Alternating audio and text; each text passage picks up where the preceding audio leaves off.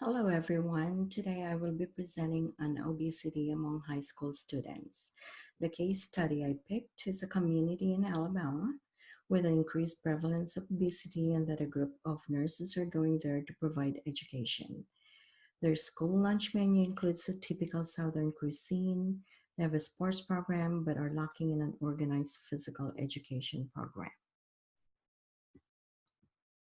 So the problem is there's an alarming number of obese children and teens is 124 million worldwide. In the US, rate of obesity has tripled in children ages 12 to 19.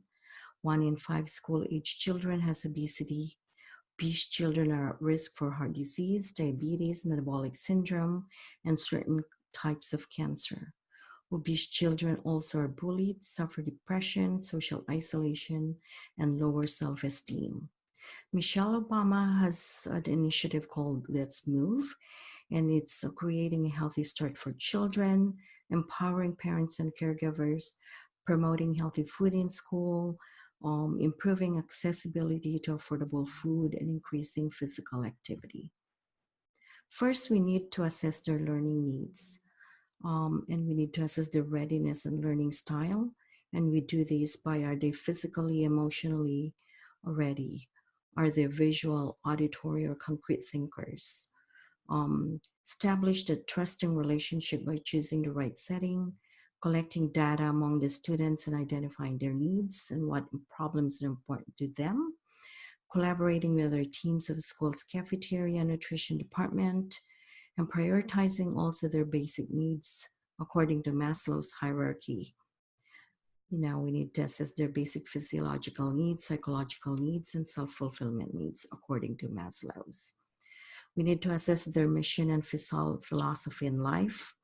Take time management to account and minimize interruptions because lack of time is a very common excuse. Health promotion model. I picked proceed and proceed model because this is the model where behavior change is going to happen and very likely effective when they actively participate in a program. So the first stage of planning deals with identifying and evaluating obesity and how it affects their quality of life. We need to identify their strengths and weaknesses and ready to change. We do this by surveys and interviews. We also gather data about behavior and environmental factors, develop goals and objectives for them.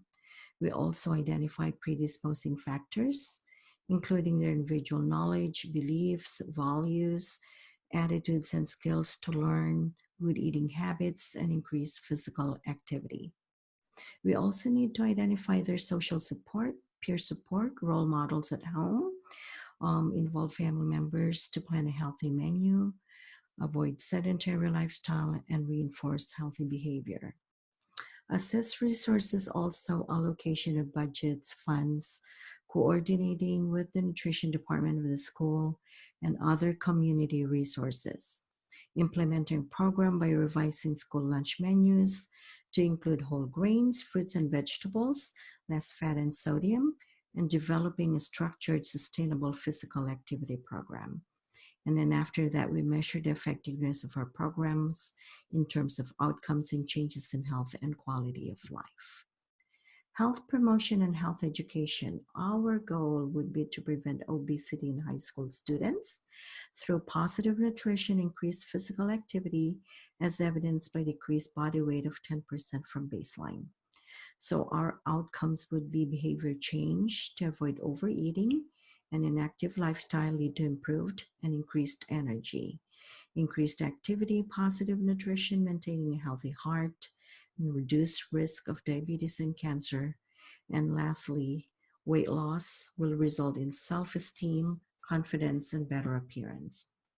Following will be the educational tools that we will use, public announcements in school to family members, integrate nutrition education, enhance physical education in school curriculum, individual counseling and current nutrition, physical activity status, identifying barriers and setting goals, integration of a weekly diary, development of formalized behavior change contracts, and reinforcing positive behavior. There are three evidence-based practices I've included here. According to Fung et al., childhood obesity is a growing epidemic, has become a public health priority in developed countries, negatively impacts child esteem and results in diminished quality of life, and school-based intervention influence in learning's environment at a young age where healthy habits can be taught and practiced, resulting in improved health and wellness later in life. Another one is from American Psychological Association. In addition to increased risk persistent obesity, children at risk also for physical and mental health conditions, including insulin resistance, hypertension, sleep apnea, peer victimization, decreased health regulated quality of life, and risk of internalizing problems.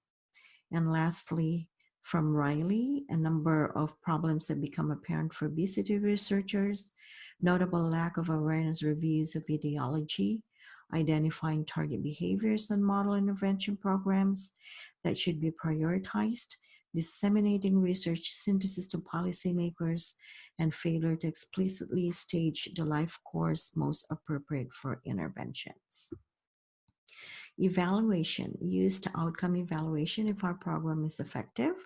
So high school students demonstrated increased knowledge and consequences of obesity, observed weight loss of 10% from baseline, increased motivation to engage in healthy lifestyle practices, decreased risk factors of medical conditions like diabetes and hypertension, positive body image and confidence, reduced peer victimization, self isolation, and depression.